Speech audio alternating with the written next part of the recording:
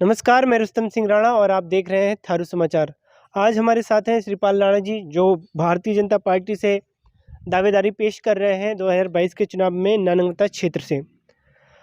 Sir, एक अफ़वाह जो है उड़ती हुई आ रही है, जो आपके विरोध में है कि आप जो है 2022 के चुनाव में एक तरह से बैठ गए हैं, उसकी तैयारी नहीं कर रहे हैं। इसको आप किस तरह से देखते हैं? आपकी क्या इस पर स्पष्टीकरण है? पहले तो सभी जो थारू समाचार के दर्शक हैं, उनका सभी का स्वागत है, सभी को प्रणाम है। रुस्तम जी, आपने ऐसा प्रश्न किया है कि वास्तव में इस प्रकार की अफ़वाह उड़ सकती हैं, ये मुझे पहले ही पता था और ये अफ़वाह उड़ती रहेंगी। मैं लगातार जनता के बीच में, गाँव में और लगभग इस क्षेत्र के नानकपाता विधानसभा के क्षेत्र के 80% गाँव में जा चुका हूँ और लगातार संपर्क कर रहा हूँ। तो ये अफ़वाहों से कोई अंतर नहीं पड़ता। मुझे पता था कि ये विरोधी जितने भी हैं, चाहे वो किसी भी दल के हों, वो अफ़वाह उड़ाएँगे, इस प्रकार का वातावरण बनाएँगे।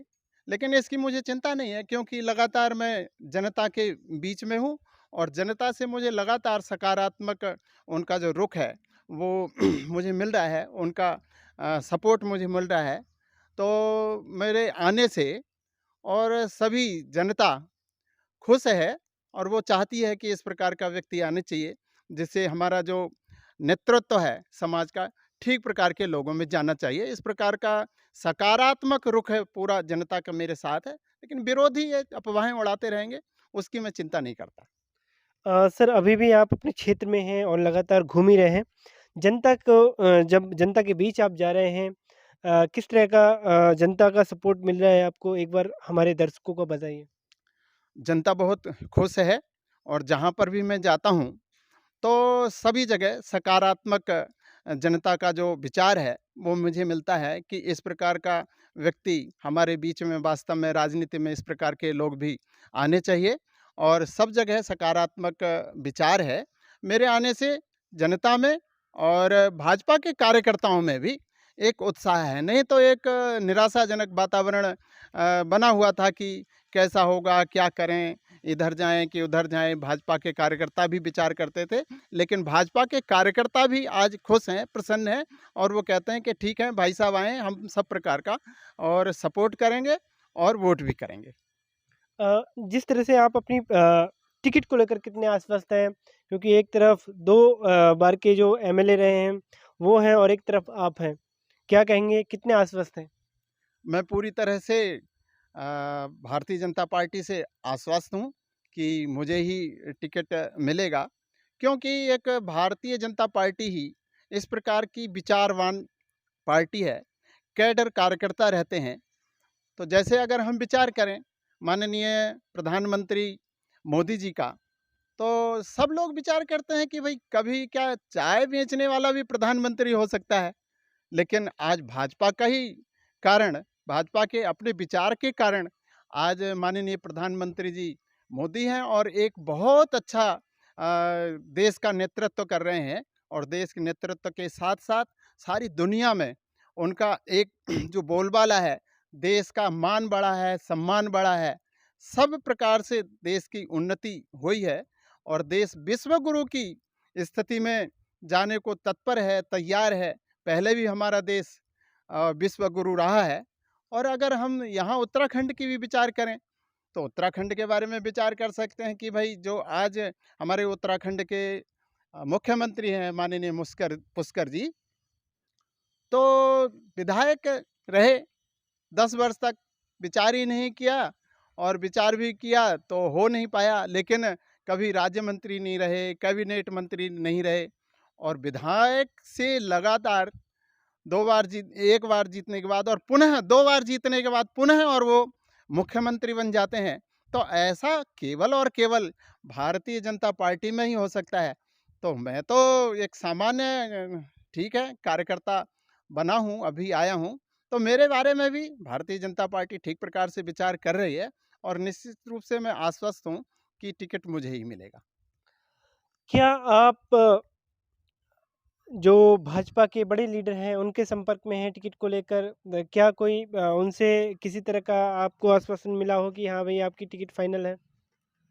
निश्चित रूप से मैं अपने भाजपा के कार्यकर्ताओं से, भाजपा के अधिकारियों से, जो मंत्री हैं, जो वास्तव में दिशा निर्देशन करते हैं, उन सब से मैं आश्वस्त हूँ, क्योंकि मैं जिस संगठन में रहा हूँ, उसमें तो मेरी पहचान है ही है, सब लोग जानते ही हैं।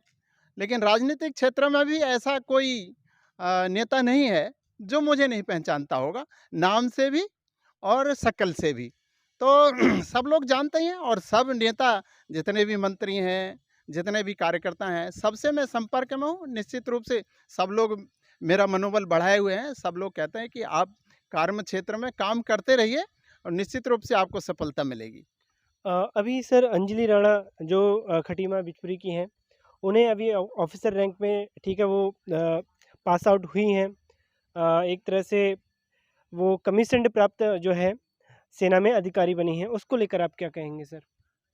वास्तव में हम अगर विचार करें, तो थारू समाज में बहुत प्रतिभाएं हैं, और लगातार प्रतिभाओं का प्रदर्शन हो नहीं पाया, क्योंकि उसने जिस प्रकार की दिशा मिलनी चाहिए, शिक्षा मिलनी चाहिए थी, वो उस प्रकार की शिक्षा नहीं मिल पाई।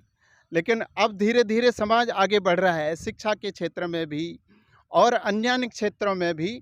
तो अंजलि राणा जी ने कमीशन प्राप्त किया है, लेफ्टिनेंट बनी है, तो उनके लिए मेरे जो हृदय से बहुत बहुत शुभकामनाएं, बहुत बहुत हार्दिक बधाइयाँ।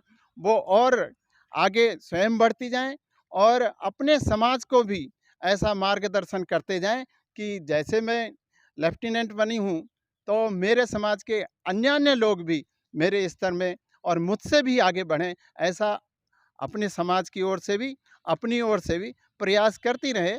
मेरे से उनके लिए बहुत बहुत शुभकामनाएं, हार्दिक बधाइयाँ, पुनः बहुत बहुत शुभकामनाएं। आज विजयादशमी है सर, क्षेत्र की जनता को आप क्या कहेंगे?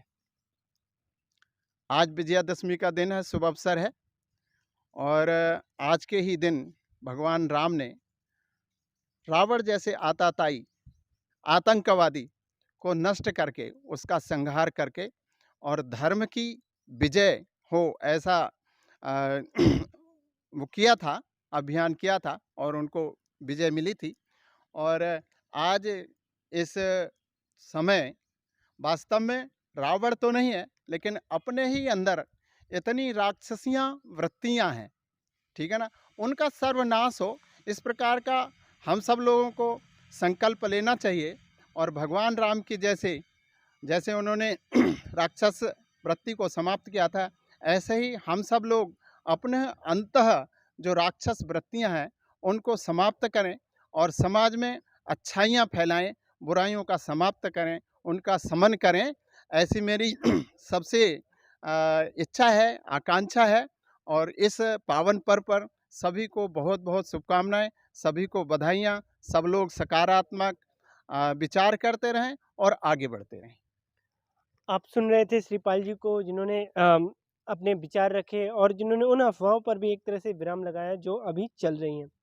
इसी तरह की हम आपके सामने वीडियो बनाते रहेंगे, इसी तरह के मुद्दों को उठाते रहेंगे, और जो भी हमारे जनप्रतिनिधि बनने वाले हैं या वर्तमान में जो हमारे नेता हैं, उनसे भी हम जानेंगे कि उनके विचार क्षेत्र के विकास को लेकर क्या हैं। इसी बात को मैं यहाँ पर समाप्त करता हूँ। रुस्तम सिंह राणा, थारू समाचार।